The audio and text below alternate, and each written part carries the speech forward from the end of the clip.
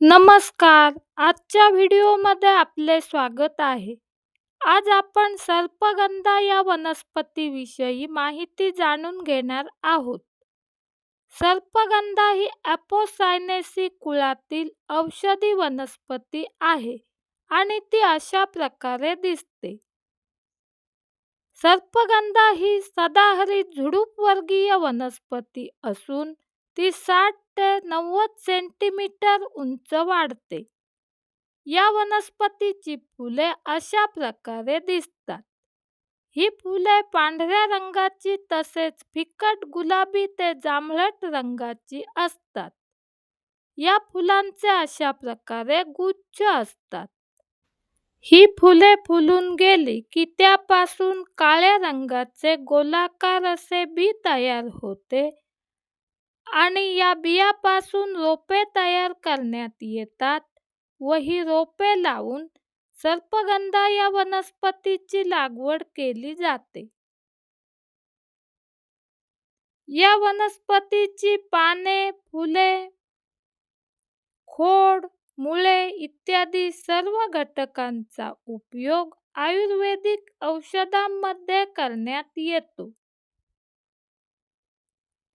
या वनस्पतीची पाने अशा प्रकारे दिसतात. ही पाने गर्द हिरवी व आकाराने लांबट किंवा अंडाकृती असतात. या वनस्पतीच्या मुळांचा उपयोग विशेषतः औषधांमध्ये केला जातो. सर्पगंधा या वनस्पतीची मुळे नागमोड्या वळणाची किंवा सर्पाकृती असतात. त्यामुळे या वनस्पतीला सर्पगंधा असे म्हटले जाते. तसेच या वनस्पतीची पाने आणि मुळे यांना उग्र असा वास येतो आणि हा वास सापांना सहन होत नाही.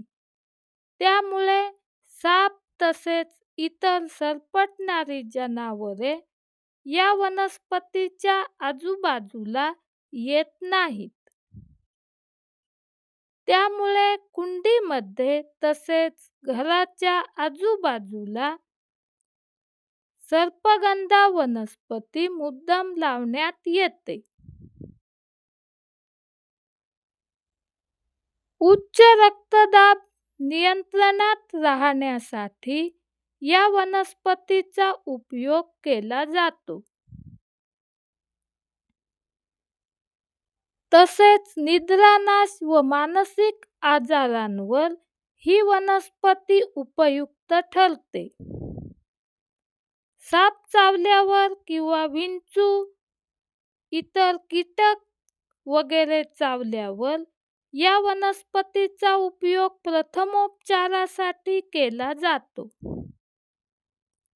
या वनस्पतीचा औषधांमध्ये उपयोग करण्यापूर्वी तज्ज्ञांचा सल्ला घेणे आवश्यक असते. कारण या वनस्पतीच्या अतिसेवनाने दुष्परिणाम होऊ शकतात.